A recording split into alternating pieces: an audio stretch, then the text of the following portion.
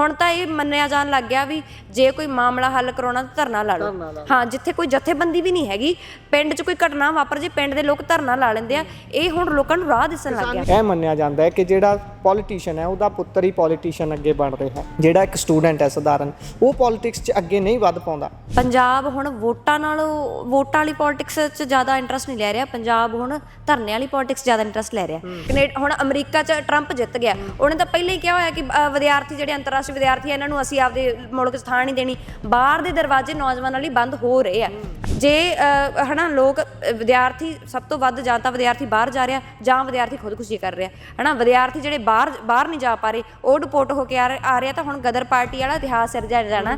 ਅਕਾਲੀ, ਕਾਂਗਰਸੀ, BJP, Aam Aadmi party, ਸਾਰੀਆਂ ਰਵਾਇਤੀ ਪਾਰਟੀਆਂ, ਇਹ ਪੰਜਾਬ ਨੇ ਦੇਖ ਲਿਆ ਵੀ ਕਿਸੇ ਵੀ ਪਾਰਟੀ ਕੋਲੇ ਪੰਜਾਬ ਦੇ ਲੋਕਾਂ ਲਈ ਜਾਂ ਕਿਸੇ ਭਾਰਤ ਦੇ ਲੋਕਾਂ ਲਈ ਕਿਸੇ ਇੱਕ ਪਾਰਟੀ ਕੋਲੇ ਵੀ ਚੰਗਾ ਪਲਾਨ ਨਹੀਂ ਹੈਗਾ। ਲੋਕਾਂ ਦੀ ਮੁਕਤੀ ਇਹਨਾਂ ਦੀ ਪੋਲਿਟਿਕਸ ਵਿੱਚ ਹੈ ਨਹੀਂ ਗੀ। ਪੱਧਰ ਤੇ ਵੀ ਮੰਨਿਆ ਜਾਂਦਾ ਹੈ ਕਿ ਜਿਹੜੇ ਧਰਨੇ ਨੇ ਉਹ ਕਿਤੇ ਨਾ ਕਿਤੇ ਪੰਜਾਬ ਦੀ ਆਰਥਿਕਤਾ ਨੂੰ ਪ੍ਰਭਾਵਿਤ ਕਰਦੇ ਨੇ। ਆਰਥਿਕਤਾ ਤਾਂ ਕਿਸਾਨੀ ਹੈ ਇੱਥੇ, ਤੇ ਕਿਸਾਨੀ ਧਰਨੇ ਲਾ ਕੇ ਜਿਵੇਂ ਆਰਥਿਕਤਾ ਨੂੰ ਕਿਵੇਂ ਖਰਾਬ ਕਰ ਦੂਗੀ। ਕਿਸਾਨੀ ਤਾਂ ਸਮਾਂ ਦੀ ਧਰਨਾ ਲਾ ਕੇ ਆਰਥਿਕਤਾ ਨੂੰ ਬਚਾ ਰਹੀ ਹੈ ਵੀ ਆਹ ਖਰੀਦ ਲਓ, ਹੈ ਨਾ, ਤਾਂ ਕਿ ਕਿਸਾਨ ਜਿਹੜੇ ਆਰਥਿਕਤਾ ਤੇ ਠੀਕ ਹੋਣਗੇ ਤਾਂ ਉਹ ਬਾਜ਼ਾਰ ਇੱਥੇ ਚੱਲਣੇ ਆ। ਸਾਡੀ ਕੰਪਨੀ ਨੂੰ ਨੁਕਸਾਨ ਹੋਈ ਜਾਂਦਾ, ਇਸੇ ਕਰਕੇ ਰੋਡ ਜਾਮ ਹੁੰਦੇ ਆ। ਬਿਲਕੁਲ, ਜੇ ਇਹ ਤੋਂ ਹੀ ਸਾਬਤ ਹੁੰਦਾ ਵੀ ਜਦੋਂ ਕਾਰਪੋਰੇਟ ਨੂੰ ਨੁਕਸਾਨ ਹੁੰਦਾ ਹੋਵੇ, ਸਰਕਾਰ ਤੇ ਉਦੋਂ ਜੂ ਸਰਕਦੀ ਆ, ਪਹਿਲਾਂ ਨਹੀਂ ਸਰਕਦੀ। ਹੁਣ ਦੇ ਵਿੱਚ ਵਿਚਰਦਿਆਂ, ਧਰਨੇ ਲਾਉਂਦਿਆਂ ਤੁਸੀਂ ਕਿਹੋ ਜਿਹੇ ਦਬਾਅ ਮਹਿਸੂਸ ਕੀਤੇ ਨੇ, ਕਿਹੋ ਜਿਹੀਆਂ ਪੀੜਾ ਚੋਂ ਲੰਘਣਾ ਪੈਂਦਾ ਹੈ ਇੱਕ ਸਟੂਡੈਂਟ ਨੂੰ? ਦੇਖੋ, ਜੇ ਤੁਸੀਂ ਭਾਰਤ ਭਰ ਦੀ ਗੱਲ ਕਰ ਲਈਏ ਤਾਂ ਵਿਦਿਆਰਥੀਆਂ ਤੇ UAPA ਵਾਲੀਆਂ ਧਾਰਾਵਾਂ ਲੱਗ ਰਹੀਆਂ। ਵਿਦਿਆਰਥੀਆਂ ਦੇ ਪਰਚਾ ਹੋ ਜਾਂਦਾ ਤੇ ਉਹਨੂੰ ਐਂ ਲੱਗਦਾ ਵੀ ਹੁਣ ਤੁਸੀਂ ਤੁਹਾਡਾ ਭਵਿੱਖ ਖਤਮ ਆ। ਹਾਂ, ਕੋਈ ਤੁਸੀਂ ਸਰਕਾਰੀ ਨੌਕਰੀ ਨਹੀਂ ਕਰ ਸਕਦੇ। ਉਹਨਾਂ ਨੂੰ ਐਕਸਪੈਲ ਕਰਨ ਦੀਆਂ ਧਮਕੀਆਂ ਮਿਲਦੀਆਂ ਜਾਂ ਹੈ ਨਾ, ਐਕਸਪੈਲ ਹੋ ਵੀ ਜਾਂਦੇ ਆ ਵਿਦਿਆਰਥੀ। ਹਾਂ, ਇਹ ਇੱਕ ਤਰ੍ਹਾਂ ਦਾ ਪ੍ਰੈਸ਼ਰ ਤਾਂ ਹੈ। ਸਤਿ ਸ਼੍ਰੀ ਅਕਾਲ। Punjabi radio USA, Punjabi TV USA ਵੇਖਣਾ ਤੁਸੀਂ ਸ਼ੁਰੂ ਕਰ ਚੁੱਕੇ ਹੋ। ਗਦਰੀ ਬਾਬਿਆਂ ਦੇ ਮੇਲੇ ਤੇ ਮੌਜੂਦ ਹੈ। ਭੈਣ ਹਰਵੀਰ ਹੁਣੀ ਮੇਰੇ ਨਾਲ ਨੇ, ਸਟੂਡੈਂਟ ਜਥੇਬੰਦੀ ਦੇ ਨਾਲ ਸੰਬੰਧ ਰੱਖਦੇ ਨੇ। ਗੱਲਬਾਤ ਉਹਨਾਂ ਦੇ ਨਾਲ, ਸਟੂਡੈਂਟ ਕੀ ਸੋਚਦਾ ਹੈ ਅੱਜ ਦੇ ਜ਼ਮਾਨੇ ਦਾ, ਅੱਜ ਦੇ ਸਮੇਂ ਦੇ ਵਿੱਚ ਸਟੂਡੈਂਟਸ ਦੀ ਕਿਹੋ ਜੀ ਦਸ਼ਾ ਹੈ, ਉਸ ਤੇ ਗੱਲਬਾਤ ਕਰਾਂਗੇ। ਉਹਨਾਂ ਦਾ ਸਵਾਗਤ ਕਰਦੇ ਹਾਂ। ਭੈਣੇ, ਬਹੁਤ ਬਹੁਤ ਸਵਾਗਤ ਹੈ। ਧੰਨਵਾਦ ਜੀ। ਭੈਣੇ, ਅਸੀਂ ਸੋਚ ਰਹੇ ਹਾਂ ਜਾਂ ਅਸੀਂ ਗੱਲ ਕਰ ਰਹੇ ਹਾਂ ਬਹੁਤ ਸਾਰੇ ਵਿਸ਼ਿਆਂ ਦੇ ਉੱਪਰ, ਪਰ ਉਸ ਦੇ ਵਿੱਚ ਜਿਹੜਾ ਆਹ ਪੀੜ੍ਹੀ ਹੈ, ਜਿਹੜਾ ਸਟੂਡੈਂਟ ਹੈ ਅੱਜ ਦਾ, ਉਸ 'ਤੇ ਸਾਰੀਆਂ ਪਾਲਿਸੀਆਂ ਨੇ ਬਹੁਤ ਵੱਡਾ ਪ੍ਰਭਾਵ ਪਾਉਣਾ ਹੁੰਦਾ ਹੈ। ਅਸੀਂ ਜੇਕਰ ਅੱਜ ਗੱਲ ਕਰ ਰਹੇ ਹਾਂ ਕਿ ਪੰਜਾਬ ਦੀ ਆਰਥਿਕ ਦਸ਼ਾ ਬਹੁਤ ਬੁਰੀ ਹੈ, ਜੇ ਅਸੀਂ ਅੱਜ ਗੱਲ ਕਰ ਰਹੇ ਹਾਂ ਕਿ ਪੰਜਾਬ ਦੇ ਵਿੱਚੋਂ ਯੂਥ ਪ੍ਰਵਾਸ ਕਰ ਰਿਹਾ ਵੱਡੇ ਪੱਧਰ 'ਤੇ, ਕਿਤੇ ਨਾ ਕਿਤੇ ਆਉਣ ਵਾਲੇ ਸਮੇਂ 'ਚ ਪ੍ਰਭਾਵ ਕਿਹਦੇ 'ਤੇ ਪਾਉਣਾ? ਤੁਹਾਡੇ ਸਾਡੇ 'ਤੇ ਪਾਉਣਾ, ਕਿਉਂਕਿ ਅਸੀਂ ਸਟੂਡੈਂਟ ਹਾਂ, ਅਸੀਂ ਆਉਣ ਵਾਲੇ ਸਮੇਂ 'ਚ ਇੱਥੇ ਵਿਚਰਨਾ। ਪਰ ਉਸ ਨੂੰ ਪ੍ਰਭਾਵਿਤ ਕਰਨ ਦੇ ਲਈ ਪੋਲੀਟਿਕਸ ਇੱਕ ਬਹੁਤ ਜ਼ਰੂਰੀ ਅੰਗ ਹੁੰਦਾ, ਮਹੱਤਵਪੂਰਨ ਅੰਗ ਕਹਿ ਲਓ। ਪਰ ਪੋਲੀਟਿਕਸ ਦੇ ਵਿੱਚ ਸਟੂਡੈਂਟਸ ਦੀ ਸ਼ਮੂਲੀਅਤ ਬਹੁਤ ਘੱਟ ਰਹੀ ਹੈ। ਇਹ ਮੰਨਿਆ ਜਾਂਦਾ ਹੈ ਕਿ ਜਿਹੜਾ ਪੋਲੀਟੀਸ਼ੀਅਨ ਹੈ ਉਹਦਾ ਪੁੱਤਰ ਹੀ ਪੋਲੀਟੀਸ਼ੀਅਨ ਅੱਗੇ ਬਣ ਰਿਹਾ, ਜਿਹੜਾ ਇੱਕ ਸਟੂਡੈਂਟ ਹੈ ਸਧਾਰਨ, ਉਹ ਪੋਲੀਟਿਕਸ 'ਚ ਅੱਗੇ ਨਹੀਂ ਵੱਧ ਪਾਉਂਦਾ। ਕਈ ਤਰ੍ਹਾਂ ਦੇ ਡਰ ਹੋ ਸਕਦੇ ਨੇ, ਕਈ ਤਰ੍ਹਾਂ ਦੀਆਂ ਚਿੰਤਾਵਾਂ ਹੋ ਸਕਦੀਆਂ ਨੇ, ਜਾਂ ਆਰਥਿਕ ਹਾਲਤ ਹੋ ਸਕਦੀ ਹੈ। ਪਰ ਤੁਸੀਂ ਐਜ਼ ਏ ਸਟੂਡੈਂਟ ਹੋਣ ਦੇ ਨਾਤੇ ਕੀ ਸੋਚਦੇ ਹੋ? ਤੁਸੀਂ ਜਥੇਬੰਦੀਆਂ ਦੇ ਵੀ ਵਿਚਰਦੇ ਹੋ, ਕੀ ਤੁਸੀਂ ਓਵਰਵਿਊ ਕੀ ਬਣਾ ਪਾਏ ਹੋ, ਜਾਂ ਕੀ ਦੇਖਣ 'ਚ ਮਿਲਦਾ ਹੈ ਕਿ ਕਿਉਂ ਨਹੀਂ ਸਟੂਡੈਂਟ ਅੱਗੇ ਆਉਂਦੇ? ਦੇਖੋ, ਇਹ ਜਿਵੇਂ ਤੁਸੀਂ ਕਿਹਾ ਕਿ ਪੋਲਿਟਿਕਸ ਵਿੱਚ ਜਿਹੜਾ ਉਹ ਵਿਦਿਆਰਥੀ ਨਹੀਂ ਆਉਂਦੇ, ਹੈ ਨਾ, ਨੇਤਾ ਨਹੀਂ ਬਣ ਰਹੇ ਜਾਂ ਕੁਛ, ਹੈ ਨਾ। ਜੇ ਤੁਸੀਂ ਦੇਖੋ ਕਿ ਇਸ ਵਾਰ ਪੋਲਿਟਿਕਸ ਪੰਜਾਬ ਦੀ ਪਹਿਲਾਂ ਨਾਲੋਂ ਬਦਲੀ ਹੈ। ਪੰਜਾਬ ਹੁਣ ਵੋਟਾਂ ਵਾਲੀ ਪੋਲਿਟਿਕਸ 'ਚ ਜ਼ਿਆਦਾ ਇੰਟਰਸਟ ਨਹੀਂ ਲੈ ਰਿਹਾ। ਪੰਜਾਬ ਹੁਣ ਧਰਨੇ ਵਾਲੀ ਪੋਲਿਟਿਕਸ ਜ਼ਿਆਦਾ ਇੰਟਰਸਟ ਲੈ ਰਿਹਾ। ਇਸ ਕਿਸਾਨ ਅੰਦੋਲਨ ਤੋਂ ਬਾਅਦ ਪੰਜਾਬ ਵਿੱਚ ਹਰ ਰੋਜ਼ ਕੋਈ ਨਾ ਕੋਈ ਧਰਨਾ ਮੁਜ਼ਾਹਰਾ ਹੋ ਰਿਹਾ। ਇਹ 3 ਸਾਲਾਂ 'ਚ ਜਿਹੜਾ ਪੰਜਾਬ ਵਿੱਚ ਹਰ ਰੋਜ਼ ਧਰਨੇ ਮੁਜ਼ਾਹਰੇ, ਕਿਸਾਨ, ਮਜ਼ਦੂਰ, ਮੁਲਾਜ਼ਮ, ਵਿਦਿਆਰਥੀ, ਬੇਰੁਜ਼ਗਾਰ, ਹਰ ਤਰ੍ਹਾਂ ਦਾ ਤਬਕਾ ਜਿਹੜਾ ਧਰਨੇ ਮੁਜ਼ਾਹਰਿਆਂ 'ਚ ਜਿਹੜਾ ਵੱਧ ਸ਼ਮੂਲੀਅਤ ਕਰਨ ਲੱਗ ਗਿਆ। ਪਹਿਲਾਂ ਇਹ ਮੰਨਿਆ ਜਾਂਦਾ ਸੀਗਾ ਕਿ ਧਰਨਾ ਲਾਉਣਾ ਜਿਹੜਾ ਉਹ ਵਿਹਲਿਆਂ ਦਾ ਕੰਮ ਹੁੰਦਾ, ਪਰ ਹੁਣ ਧਰਨੇ ਵਾਲਿਆਂ ਨੂੰ ਇੱਕ ਇੱਜ਼ਤ ਦੀ ਨਜ਼ਰ ਨਾਲ ਦੇਖਿਆ ਜਾਣ ਲੱਗ ਗਿਆ। ਤੇ ਇਹ ਵੀ ਇੱਕ ਪੋਲਿਟਿਕਸ ਹੁੰਦੀ ਹੈ। ਇੱਕ ਤਰ੍ਹਾਂ ਦੀ ਪੋਲਿਟਿਕਸ ਇਹ ਆ ਵੀ ਕਿਹੜੀ ਜਿਹੜੀ ਪਾਰਟੀ ਆ ਜਿਹੜੀ ਉਹ ਵੱਧ ਲੁੱਟੂਗੀ ਲੋਕਾਂ ਨੂੰ, ਕਿਹੜੀ ਪਾਰਟੀ ਜਿਹੜੀ ਸੱਤਾ 'ਚ ਆਊਗੀ, ਕਿਹੜੀ ਪਾਰਟੀ ਜਿਹੜੀ ਲੋਕਾਂ ਨੂੰ ਲੁੱਟੂਗੀ। ਇੱਕ ਤਾਂ ਇਹ ਪੋਲਿਟਿਕਸ ਹੁੰਦੀ ਹੈ। ਦੂਜੀ ਪੋਲਿਟਿਕਸ ਇਹ ਹੁੰਦੀ ਆ ਵੀ ਹੁਣ ਲੋਕ ਜਿਹੜਾ ਉਹ ਚੇਂਜ ਕਿਵੇਂ ਕਰਨਗੇ।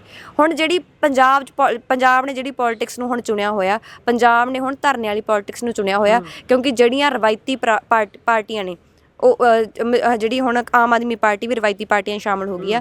ਅਕਾਲੀ, ਕਾਂਗਰਸੀ, BJP, ਆਮ ਆਦਮੀ ਪਾਰਟੀ, ਸਾਰੀਆਂ ਰਵਾਇਤੀ ਪਾਰਟੀਆਂ, ਇਹ ਪੰਜਾਬ ਨੇ ਦੇਖ ਲਿਆ ਵੀ ਕਿਸੇ ਵੀ ਪਾਰਟੀ ਕੋਲੇ ਪੰਜਾਬ ਦੇ ਲੋਕਾਂ ਲਈ ਜਾਂ ਭਾਰਤ ਦੇ ਲੋਕਾਂ ਲਈ ਕਿਸੇ ਇੱਕ ਪਾਰਟੀ ਕੋਲੇ ਵੀ ਚੰਗਾ ਪਲਾਨ ਨਹੀਂ ਹੈਗਾ। ਲੋਕਾਂ ਦੀ ਮੁਕਤੀ ਇਹਨਾਂ ਦੀ ਪੋਲਿਟਿਕਸ ਵਿੱਚ ਹੈ ਨਹੀਂ ਗੀ। ਇਸ ਕਰਕੇ ਹੁਣ ਲੋਕ ਉਸ ਪੋਲਿਟਿਕਸ ਨੂੰ ਛੱਡਦੇ ਜਾ ਰਹੇ ਆ। ਹੁਣ ਪੋਲਿਟਿਕਸ ਜਿਹੜੀ ਸੜਕਾਂ ਦੇ ਮੈਦਾਨਾਂ ਤੇ ਆ ਗਈ ਹੈ। ਇਹਨਾਂ ਸੜਕਾਂ ਦੇ ਮੈਦਾਨਾਂ ਵਿੱਚ ਵਿਦਿਆਰਥੀ ਨੌਜਵਾਨਾਂ ਦੀ ਗਿਣਤੀ ਪਹਿਲਾਂ ਨਾਲੋਂ ਜਿਹੜੀ ਉਹ ਬਿਹਤਰ ਹੋਈ ਆ ਤੇ ਆਉਣ ਵਾਲੇ ਦਿਨਾਂ 'ਚ ਹੋਰ ਚੰਗੀ ਹੋਣੀ ਆ। ਪਰ ਇੱਕ ਭੈਣੇ ਇੱਥੇ ਹੋਰ ਵੀ ਗੱਲ ਹੈ ਨਾ, ਤੁਸੀਂ ਧਰਨਿਆਂ ਦੀ ਗੱਲ ਕੀਤੀ, ਜੇ ਉਹਦੇ ਤੇ ਵੀ ਆਪਾਂ ਟਿੱਪਣੀ ਕਰਨੀ ਹੋਵੇ, ਬਹੁਤ ਵੱਡੇ ਪੱਧਰ ਤੇ ਵੀ ਮੰਨਿਆ ਜਾਂਦਾ ਹੈ ਕਿ ਜਿਹੜੇ ਧਰਨੇ ਨੇ ਉਹ ਕਿਤੇ ਨਾ ਕਿਤੇ ਪੰਜਾਬ ਦੀ ਆਰਥਿਕਤਾ ਨੂੰ ਪ੍ਰਭਾਵਿਤ ਕਰਦੇ ਨੇ। ਇਹਦੇ ਨਾਲ ਜਿਹੜਾ ਸਾਊਥ 'ਚ ਦਿੱਲੀ 'ਚ ਬੈਠਾ ਹੋਇਆ ਇੱਕ ਨਿਵੇਸ਼ਕ ਹੈ, ਉਹਨੇ ਜਦੋਂ ਦੇਖਣਾ ਕਿ ਮੈਂ ਪੰਜਾਬ 'ਚ ਜਾ ਕੇ ਬਿਜ਼ਨਸ ਕਰਾਂ, ਪਰ ਉਹ ਸੋਚਦਾ ਭਾਈ ਇੱਥੇ ਤਾਂ ਰੋਡ ਹੀ ਬਹੁਤ ਜਾਮ ਹੁੰਦੇ ਨੇ, ਮੈਂ ਬਿਜ਼ਨਸ ਕਿੱਦਾਂ ਲੈ ਕੇ ਜਾਵਾਂ। ਫਿਰ ਇੱਕ ਤਾਂ ਇਹ ਬਣਾ ਲਿਆ ਜਾਂਦਾ ਤਰਕੇ 'ਚ ਕਿਸਾਨ ਵੀ ਹੋ ਜਾਣ, ਜਿੱਦਾਂ ਸਾਰੇ ਧਰਨਿਆਕਾਰੀਆਂ ਨੂੰ ਲਾ ਲਓ ਆਪਾਂ ਇਸ 'ਚ ਗਿਣ ਸਕਦੇ ਹਾਂ। ਪਰ ਦੂਸਰੇ ਪਾਸੇ ਸਟੂਡੈਂਟ ਪੋਲਿਟਿਕਸ ਦੀ ਜੇਕਰ ਗੱਲ ਕਰਨੀ ਹੋਵੇ, ਇੱਕ ਐਂਗਲ ਇਹ ਵੀ ਹੈ ਕਿ ਸਟੂਡੈਂਟਸ ਜਦੋਂ ਪੋਲਿਟਿਕਸ ਦੇ ਵੱਲ ਨੂੰ ਹੋਣ ਦੀ ਕੋਸ਼ਿਸ਼ ਵੀ ਕਰਦੇ ਨੇ, ਮੰਨ ਲਓ ਕਿਸੇ ਤੁਸੀਂ ਧਰਨਾ ਲਾਉਣ ਦੀ ਕੋਸ਼ਿਸ਼ ਕਰਦੇ ਹੋ, ਤੁਹਾਡੇ ਤੇ ਪੋਲੀਟੀਕਲ ਦਬਾਅ ਬਣਾਉਣ ਦੀ ਕੋਸ਼ਿਸ਼ ਕਰ ਲਈ ਜਾਂਦੀ ਹੈ, ਜਾਂ ਕਹਿ ਲਈਏ ਵੀ ਤੁਹਾਡੇ ਕਰੀਅਰ ਨੂੰ ਦਾਅ 'ਤੇ ਲਾਉਣ ਦੀ ਗੱਲ ਆ ਜਾਂਦੀ ਹੈ। ਇੱਕ ਉਹ ਵੀ ਆਸਪੈਕਟ ਮੰਨਦੇ ਹੋ ਤੁਸੀਂ, ਉਹਦੇ 'ਚ ਫਿਰ ਵਿੱਤ ਵੀ ਆ ਜਾਂਦਾ, ਬੰਦਾ ਵਿੱਤੀ ਤੌਰ 'ਤੇ ਕਿੰਨਾ ਕੁ ਸਮਰੱਥ ਹੈ, ਕਿਉਂਕਿ ਜਿਹੜਾ ਵਿੱਤੀ ਤੌਰ 'ਤੇ ਸਮਰੱਥ ਹੈ ਉਹ ਤਾਂ ਕੋਈ ਹੋਰ ਹੀਲਾ ਕਰ ਲੂ, ਇੱਥੇ ਨਹੀਂ ਕੁਝ ਬਣੂ, ਵਿਦੇਸ਼ ਚਲੇ ਜਾਓ। ਜਿਹਦੇ ਕੋਲ ਵੈਸੇ ਕੱਖ ਨਹੀਂ ਹੈਗਾ ਉਹ ਕਿੱਧਰ ਜਾਊਗਾ, ਫਿਰ ਉਹ ਤਾਂ ਪੀੜਿਆ ਜਾਂਦਾ ਹੈ ਨਾ। ਇਹਨੂੰ ਕਿਵੇਂ ਦੇਖਦੇ ਹੋ ਤੁਸੀਂ? ਦੇਖੋ, ਪਹਿਲਾ ਸਵਾਲ ਜਿਹੜਾ ਤੁਹਾਡਾ ਸੀ ਕਿ ਆਰਥਿਕਤਾ ਨੂੰ ਨੁਕਸਾਨ ਪਹੁੰਚਦਾ ਧਰਨਿਆਂ ਨਾਲ, ਹੈ ਨਾ। ਜਿਵੇਂ ਪੰਜਾਬ ਦੀ ਆਰਥਿਕਤਾ ਦੀ ਮੇਨ ਰੀੜ ਕੀ ਹੈ? ਕਿਸਾਨੀ ਹੈ ਨਾ। ਪੰਜਾਬ ਦੀ ਆਰਥਿਕਤਾ ਜਿਹੜੀ ਉਹ ਖੇਤੀ ਤੇ ਡਿਪੈਂਡ ਹੈ। ਤੇ ਜੇ ਹੁਣ ਕਿਸਾਨ ਧਰਨੇ ਤੇ ਬੈਠੇ ਸੀ ਲਗਾਤਾਰ, ਹੈ ਨਾ, ਉਹਨਾਂ ਦੀ ਮੰਡੀਆਂ 'ਚ ਝੋਨਾ ਨਹੀਂ ਵਿਕ ਰਿਹਾ, ਹੈ ਨਾ। ਜੇ ਝੋਨਾ ਵਿਕੂਗਾ ਤਾਂ ਇਹ ਕਿਹਦੀ ਆਰਥਿਕਤਾ ਨੂੰ ਹੁਲਾਰਾ ਮਿਲੂਗਾ? ਝੋਨਾ ਵਿਕੂਗਾ ਤਾਂ ਕਿਸਾਨ ਕੋਲ ਇਨਕਮ ਜਾਊਗੀ, ਕਿਸਾਨ ਕੋਲ ਇਨਕਮ ਜਾਊਗੀ ਤਾਂ ਉਹਨੇ ਬਾਜ਼ਾਰਾਂ 'ਚ ਖਰੀਦਦਾਰੀ ਕਰਨੀ ਹੈ ਨਾ। ਜੇ ਕਿਸਾਨ ਕੋਲੇ ਇਨਕਮ ਜਾਊਗੀ ਤਾਂ ਸਾਰੇ ਵਪਾਰੀਆਂ ਨੇ ਚੱਲਣਾ। ਜੇ ਝੋਨਾ, ਕਣਕ, ਬਾਸਮਤੀ ਖਰੀਦੀ ਜਾਂਦੀ ਹੈ ਤਾਂ ਸਰਕਾਰ ਨੇ ਜਿਹੜੀ ਟਰਾਂਸਪੋਰਟ ਹੁੰਦੀ ਆ, ਇਹ ਅਨਾਜ ਜਿਹੜਾ ਭਾਰਤ ਭਰ ਵਿੱਚ ਜਾਂਦਾ, ਵਿਦੇਸ਼ਾਂ 'ਚ ਵੀ ਜਾਂਦਾ, ਇਹ ਅਨਾਜ ਜਿਹੜਾ ਹਰ ਥਾਂ ਤੇ ਜਾਂਦਾ ਤੇ ਇਹ ਇੱਕ ਇਨਕਮ ਦਾ ਸੋਰਸ ਆ। ਤੇ ਇਹ ਪੰਜਾਬ ਦੀ ਰੀੜ੍ਹ ਦੀ ਹੱਡੀ ਆ। ਤੇ ਘੱਟੋ ਘੱਟ 27% ਜਿਹੜਾ ਆਰਥਿਕਤਾ ਵਿੱਚ ਜਿਹੜਾ ਉਹ ਪੰਜਾਬ ਹਿੱਸਾ ਪਾਉਂਦਾ। ਭਾਰਤ ਦੇ ਅਨਾਜ ਭੰਡਾਰਨ ਵਿੱਚ ਪੰਜਾਬ ਜਿਹੜਾ ਉਹ 26 ਤੋਂ 27% ਹਿੱਸਾ ਪਾਉਂਦਾ। 40 ਤੋਂ 45 ਹਜ਼ਾਰ ਕਰੋੜ ਤਾਂ ਆਹ ਝੋਨੇ ਦੀ ਜੀਰੀ ਦੇ ਸੀਜ਼ਨ ਦੇ ਵਿੱਚ ਹੀ ਪੰਪ ਹੁੰਦਾ ਹੈ ਇਕਨੋਮੀ ਦੇ ਵਿੱਚ। ਹਾਂਜੀ ਬਿਲਕੁਲ। ਗਾਜਰਾਂ ਦੀ ਉਹਦੇ 'ਚ ਪੈਦਾਵਾਰ 'ਚ ਤੇ ਕਣਕ, ਝੋਨੇ ਦੀ ਪੈਦਾਵਾਰ 'ਚ ਪੰਜਾਬ ਬਹੁਤ ਵੱਡਾ ਹਿੱਸਾ ਪਾਉਂਦਾ। ਭਾਰਤ ਦਾ ਢਿੱਡ ਭਰਦਾ ਤੇ ਬਾਹਰ ਨੂੰ ਵੀ ਜਿਹੜਾ ਪੰਜਾਬ ਦੀ ਬਾਸਮਤੀ ਜਿਹੜੀ ਬਾਹਰ ਨੂੰ ਵੀ ਜਾਂਦੀ ਹੈ। ਇਸ ਲਈ ਆਰਥਿਕਤਾ ਤਾਂ ਕਿਸਾਨੀ ਹੈ ਇੱਥੇ। ਤੇ ਕਿਸਾਨੀ ਧਰਨੇ ਲਾ ਕੇ ਜਿਵੇਂ ਆਰਥਿਕਤਾ ਨੂੰ ਕਿਵੇਂ ਖਰਾਬ ਕਰ ਦੂਗੀ? ਕਿਸਾਨੀ ਤਾਂ ਸਮਾਂ ਦੀ ਧਰਨਾ ਲਾ ਕੇ ਆਰਥਿਕਤਾ ਨੂੰ ਬਚਾ ਰਹੀ ਹੈ ਵੀ ਆਹ ਖਰੀਦ ਲਓ, ਹਨਾ, ਤਾਂ ਕਿ ਕਿਸਾਨ ਜਿਹੜੇ ਆਰਥਿਕਤਾ ਤੇ ਠੀਕ ਹੋਣਗੇ ਤਾਂ ਉਹ ਬਾਜ਼ਾਰ ਇੱਥੇ ਚੱਲਣੇ ਆ। ਇੱਥੇ ਭੈਣੇ ਮੈਂ ਤੁਹਾਡੀ ਗੱਲ ਕਰਦਾ, ਇੱਥੇ ਸਿਵਲ ਸੁਸਾਇਟੀ ਨੂੰ ਵੀ ਸਵਾਲ ਆਪਾਂ ਕਰ ਲੈਂਦੇ ਹਾਂ, ਕੀਤਾ ਵੀ ਜਾਂਦਾ ਵੀ ਭਾਈ ਤੁਹਾਡੇ ਕੋਲ ਜੇ ਹੋਰ ਕੋਈ ਢੁੱਕਵਾਂ ਤਰੀਕਾ ਹੈਗਾ, ਕੋਈ ਇਦਾਂ ਦਾ ਤਰੀਕਾ ਹੈਗਾ ਜਿਹੜਾ ਇੰਨਾ ਹੀ ਪ੍ਰਭਾਵਸ਼ਾਲੀ ਹੋਵੇ, ਧਰਨੇ ਜਿੰਨਾ ਹੀ, ਧਰਨਾ ਲਾ ਲੈਣ ਜਿੰਨਾ, ਪਰ ਉਹਦੇ ਨਾਲ ਮਸਲਾ ਹੱਲ ਹੁੰਦਾ ਹੋਵੇ, ਤਾਂ ਉਹ ਵੀ ਕੋਈ ਦੱਸ ਸਕਦਾ ਹੈ ਨਾ। ਆਪਾਂ ਇਹ ਵੀ ਫਿਰ ਕਰ ਸਕਦੇ ਹਾਂ ਅੱਗੇ ਸਵਾਲ, ਜੇ ਕੋਈ ਮੈਂ ਕਰਦਾ ਜਾਂ ਕੋਈ ਹੋਰ ਸਵਾਲ ਕਰਦਾ ਵੀ ਧਰਨੇ ਨਾ ਲਾਓ, ਹੋਰ ਕੋਈ ਹੱਲ ਲੱਭ ਲਓ, ਫਿਰ ਆਪਾਂ ਇਹ ਵੀ ਸਵਾਲ ਕਰ ਸਕਦੇ ਹਾਂ। ਧਰਨੇ ਲਾਉਣ ਲਈ ਆਰਥਿਕ ਨੁਕਸਾਨ ਤਾਂ ਇਹੀ ਮੰਨਿਆ ਜਾਂਦਾ ਨਾ ਵੀ ਰੋਡ ਜਾਮ ਕਰ ਲੈਂਦੇ ਆ, ਉਹ ਆਵਾਜਾਈ ਬੰਦ ਹੁੰਦੀ ਹੈ। ਹਾਂ, ਤੇ ਉਹ ਟਰਾਂਸਪੋਰਟ ਸਭ ਤੋਂ ਵੱਧ ਨੁਕਸਾਨ ਕਿਹਨੂੰ ਹੁੰਦਾ? ਕੰਪਨੀ ਵਾਲਿਆਂ ਨੂੰ ਹੁੰਦਾ, ਉਹਨਾਂ ਨੇ ਟਰੱਕ ਰੁਕ ਜਾਂਦੇ ਆ, ਹੈ ਨਾ, ਇਹੀ ਹੈ ਨਾ। ਤੇ ਸਭ ਤੋਂ ਵੱਧ ਪ੍ਰੈਸ਼ਰ ਸਰਕਾਰ ਤੇ ਉਹੀ ਪਾਉਂਦੇ ਆ ਵੀ ਧਰਨਾ ਚੁਕਵਾਓ, ਸਾਡੀ ਕੰਪਨੀ ਨੂੰ ਨੁਕਸਾਨ ਹੋਈ ਜਾਂਦਾ, ਇਸੇ ਕਰਕੇ ਰੋਡ ਜਾਮ ਹੁੰਦੇ ਆ।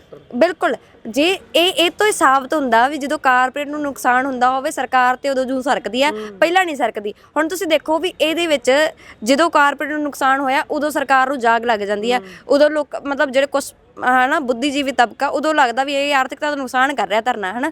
ਤੁਸੀਂ ਦੇਖੋ ਵੀ ਸਰਕਾਰ ਉਦੋਂ ਤੱਕ ਨਹੀਂ ਸੌਂਦੀ ਜਦੋਂ ਤੱਕ ਰੋਡ ਜਾਮ ਨਹੀਂ ਹੁੰਦਾ, ਤੇ ਜਦੋਂ ਕਾਰਪੋਰੇਟ ਨੂੰ ਨੁਕਸਾਨ ਹੁੰਦਾ ਸਰਕਾਰ ਨੂੰ ਉਦੋਂ ਪਤਾ ਲੱਗਦਾ, ਉਦੋਂ ਜਾਗਦੀ ਹੈ। ਇਹ ਤੋਂ ਸਿੱਧਾ ਸੰਬੰਧ ਆ ਵੀ ਹੁਣ ਸਰਕਾਰ ਕਿਹਦੀ ਹੈ? ਸਰਕਾਰ ਕਾਰਪੋਰੇਟਸ ਦੀ ਹੈ। ਇਸੇ ਕਰਕੇ ਸਰਕਾਰ ਨੂੰ ਲੱਗਦਾ ਵੀ ਹੁਣ ਸਾਨੂੰ ਹਰਜਾਨਾ ਹੋ ਜਾਂਦਾ। ਅਸਲ 'ਚ ਸਰਕਾਰ ਨੂੰ ਹਰਜਾਨਾ ਨਹੀਂ ਹੋ ਰਿਹਾ ਹੁੰਦਾ, ਉਹ ਸਰਕਾਰ ਦੇ ਉੱਤੇ ਬੈਠੇ ਬੰਦੇ, ਉਹਨਾਂ ਦੇ ਮਾਲਕ ਨੂੰ ਨੁਕਸਾਨ ਹੋ ਰਿਹਾ ਹੁੰਦਾ। ਉਹ ਤਾਂ WTO ਦੀਆਂ ਨੀਤੀਆਂ ਹੀ ਦੱਸ ਰਹੀਆਂ ਨੇ ਕਿ ਕਾਰਪੋਰੇਟ ਨੂੰ ਬੜਾਵਾ ਦੇਣ ਦੇ ਲਈ ਕਿਸਾਨੀ ਨੂੰ ਕਿੱਦਾਂ ਖਤਮ ਕਰਨਾ। ਅੰਤ ਦੇ ਵਿੱਚ ਸਵਾਲ ਤੁਹਾਡੇ ਤੋਂ ਇਹੀ ਲੈਣਾ, ਕਿਉਂਕਿ ਸਮਾਂ ਵੀ ਹੋ ਰਿਹਾ, ਤੁਸੀਂ ਵੀ ਤੁਹਾਡੇ ਸਮੇਂ ਦੀ ਕਦਰ ਕਰਦੇ ਹਾਂ ਅਸੀਂ, ਤੁਸੀਂ ਸਮਾਂ ਦਿੱਤਾ, ਬਹੁਤ ਬਹੁਤ ਧੰਨਵਾਦ।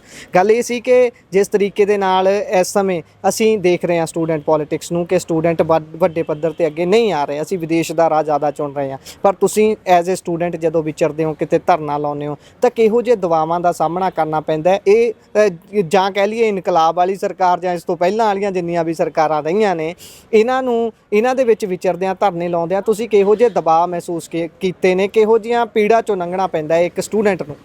ਦੇਖੋ ਜੇ ਤੁਸੀਂ ਭਾਰਤ ਭਰ ਦੀ ਗੱਲ ਕਰ ਲਈਏ ਤਾਂ ਵਿਦਿਆਰਥੀਆਂ ਤੇ UAPA ਵਾਲੀਆਂ ਧਾਰਾਵਾਂ ਲੱਗ ਰਹੀਆਂ, ਵਿਦਿਆਰਥੀਆਂ ਦੇ ਪਰਚਾ ਹੋ ਜਾਂਦਾ ਤੇ ਉਹਨੂੰ ਐ ਲੱਗਦਾ ਵੀ ਹੁਣ ਤੁਸੀਂ ਤੁਹਾਡਾ ਭਵਿੱਖ ਖਤਮ ਆ, ਹਾਂ ਕੋਈ ਤੁਸੀਂ ਸਰਕਾਰੀ ਨੌਕਰੀ ਨਹੀਂ ਕਰ ਸਕਦੇ, ਉਹਨਾਂ ਨੂੰ ਐਕਸਪੈਲ ਕਰਨ ਦੀਆਂ ਧਮਕੀਆਂ ਮਿਲਦੀਆਂ ਜਾਂ ਹਨਾ ਐਕਸਪੈਲ ਹੋ ਵੀ ਜਾਂਦੇ ਆ ਵਿਦਿਆਰਥੀ। ਹਾਂ ਇਹ ਇੱਕ ਤਰ੍ਹਾਂ ਦਾ ਪ੍ਰੈਸ਼ਰ ਤਾਂ ਹੈ, ਜਿਹਦੇ ਕਰਕੇ ਹੁਣ ਆਮ ਘਰਾਂ ਦਾ ਬੱਚਾ ਉਹਨੂੰ ਇਹ ਹੁੰਦਾ ਵੀ ਉਹਨੇ ਆਪਦੇ ਪਰਿਵਾਰ ਨੂੰ ਵੀ ਕਮਾ ਕੇ ਦੇਣਾ ਹੁੰਦਾ, ਇਸ ਕਰਕੇ ਉਹ ਇੱਕ ਵਾਰੀ ਕਿਨਾਰਾ ਤਾਂ ਕਰਦਾ।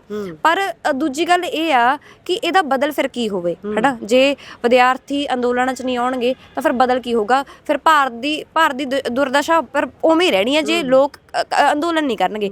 ਹੁਣ ਤਾਂ ਇਹ ਮੰਨਿਆ ਜਾਣ ਲੱਗ ਗਿਆ ਵੀ ਜੇ ਕੋਈ ਮਾਮਲਾ ਹੱਲ ਕਰਾਉਣਾ ਤਾਂ ਧਰਨਾ ਲਾ ਲਓ, ਹਾਂ ਜਿੱਥੇ ਕੋਈ ਜਥੇਬੰਦੀ ਵੀ ਨਹੀਂ ਹੈਗੀ, ਪਿੰਡ 'ਚ ਕੋਈ ਘਟਨਾ ਵਾਪਰ ਜੇ ਪਿੰਡ ਦੇ ਲੋਕ ਧਰਨਾ ਲਾ ਲੈਂਦੇ ਆ। ਇਹ ਹੁਣ ਲੋਕਾਂ ਨੂੰ ਰਾਹ ਦਿਸਣ ਲੱਗ ਗਿਆ, ਤੋਂ ਬਾਅਦ ਜਾਗ ਗਏ ਇਹ ਲੋਕਾਂ ਨੂੰ ਰਾਹ ਦਿਸਣ ਲੱਗ ਗਿਆ। ਹੁਣ ਪਿੰਡ 'ਚ ਕੋਈ ਐਕਸੀਡੈਂਟ ਹੋ ਜੇ ਤਾਂ ਲੋਕ ਪੂਰੇ ਪਿੰਡ ਦੇ ਇਕੱਠੇ ਹੋ ਕੇ ਧਰਨਾ ਲਾ ਲੈਂਦੇ ਵੀ ਐਕਸੀਡੈਂਟ ਦਾ ਇਹ ਹੱਲ ਕਰੇ ਸਰਕਾਰ ਹਨਾ। ਇਸ ਕਰਕੇ ਇਹ ਹੁਣ ਇੱਕ ਲੋਕਾਂ ਨੂੰ ਹੱਲ ਦਿਸਣ ਲੱਗ ਗਿਆ ਧਰਨਾ।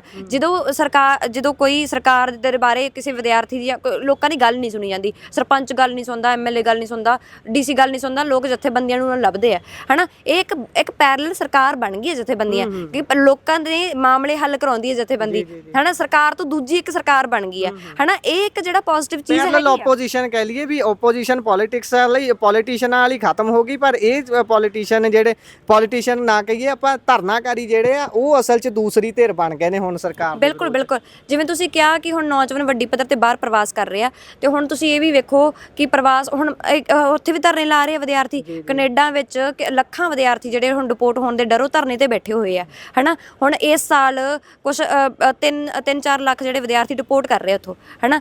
ਅਗਲੇ ਸਾਲ 5 ਲੱਖ ਵਿਦਿਆਰਥੀ 5-6 ਲੱਖ ਵਿਦਿਆਰਥੀ ਹੋਰ ਡਿਪੋਰਟ ਕਰਨੇ ਆ।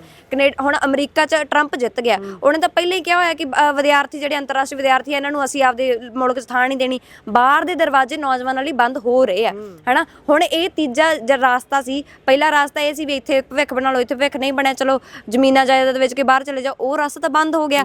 ਹੁਣ ਨੌਜਵਾਨਾਂ ਨੂੰ ਇੱਥੇ ਕੁਛ ਨਾ ਕੁਛ ਕਰਨਾ ਹੀ ਪੈਣਾ ਹਨਾ। ਇਸ ਲਈ ਜੇ ਹਨਾ ਲੋਕ ਵਿਦਿਆਰਥੀ ਸਭ ਤੋਂ ਵੱਧ ਜਾਂ ਤਾਂ ਵਿਦਿਆਰਥੀ ਬਾਹਰ ਜਾ ਰਿਹਾ ਜਾਂ ਵਿਦਿਆਰਥੀ ਖੁਦਕੁਸ਼ੀ ਕਰ ਰਿਹਾ ਹਨਾ। ਵਿਦਿਆਰਥੀ ਜਿਹੜੇ ਬਾਹਰ ਨਹੀਂ ਜਾ ਪਾ ਰਹੇ ਉਹ ਡਿਪੋਰਟ ਹੋ ਕੇ ਆ ਰਿਹਾ, ਤਾਂ ਹੁਣ ਗਦਰ ਪਾਰਟੀ ਵਾਲਾ ਇਤਿਹਾਸ ਸਿਰਜਿਆ ਜਾਣਾ।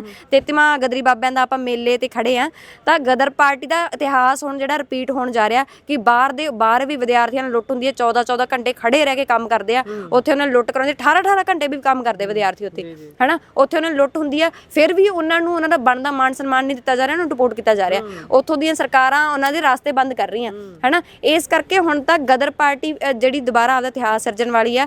ਤੇ ਇਹ ਤੁਸੀਂ ਕਹਿ ਰਹੇ ਕਿ ਵਿਦਿਆਰਥੀ ਅੰਦੋਲਨਾਂ 'ਚ ਘੱਟ ਨੇ, ਵਿਦਿਆਰਥੀ ਰਾਜਨੀਤੀ 'ਚ ਨਹੀਂ ਆ ਰਹੇ, ਤਾਂ ਵਿਦਿਆਰਥੀ ਰਾਜਨੀਤੀ ਵਿੱਚ ਆ ਰਹੇ ਆ ਤੇ ਇਹਨਾਂ ਦੀ ਗਿਣਤੀ ਹੁਣ ਦੁੱਗਣੀ ਤਿੱਗਣੀ ਹੋਣੀ ਆ ਜਦੋਂ ਆ ਅੰਤਰਰਾਸ਼ਟਰੀ ਵਿਦਿਆਰਥੀਆਂ ਦਾ ਮਾਮਲਾ ਜਿਹੜਾ ਹੋਰ ਉੱਭਰਨਾ। ਜੀ ਬਹੁਤ ਸ਼ੁਕਰੀਆ ਭੈਣੇ, ਧੰਨਵਾਦ ਬਹੁਤ ਸਮਾਂ ਦੇਣ ਲਈ। ਸੋ ਇਹ ਸਨ ਸਾਡੇ ਨਾਲ ਭੈਣ ਹੁਣੀ, ਜਿਨ੍ਹਾਂ ਦੱਸਿਆ ਕਿ ਸਾਡੀ ਗੱਲ ਨੂੰ ਵੀ ਉਹਨਾਂ ਨੇ ਨਾਲ ਦੀ ਨਾਲ ਕੱਟਿਆ ਕਿ ਨਹੀਂ, ਜਿਹੜੇ ਸਟੂਡੈਂਟ ਪੋਲਿਟਿਕਸ ਦੇ ਵਿੱਚ ਸਟੂਡੈਂਟ ਆ ਰਹੇ ਨੇ ਉਹਨਾਂ ਦੀ ਸ਼ਮੂਲੀਅਤ ਹੋ ਰਹੀ ਹੈ। ਬਾਕੀ ਸਾਰੀਆਂ ਗੱਲਾਂ ਤੁਸੀਂ ਸੁਣੀਆਂ ਨੇ, ਆਪਣੇ ਵਿਚਾਰ ਰਾਏ ਟਿੱਪਣੀਆਂ ਜ਼ਰੂਰ ਸਾਂਝੇ ਕਰਿਓ। ਜੁੜੇ ਰਹੋ ਪੰਜਾਬੀ ਰੇਡੀਓ ਤੇ ਪੰਜਾਬੀ TV USA ਨਾਲ। ਧੰਨਵਾਦ, ਸਤਿ ਸ਼੍ਰੀ ਅਕਾਲ।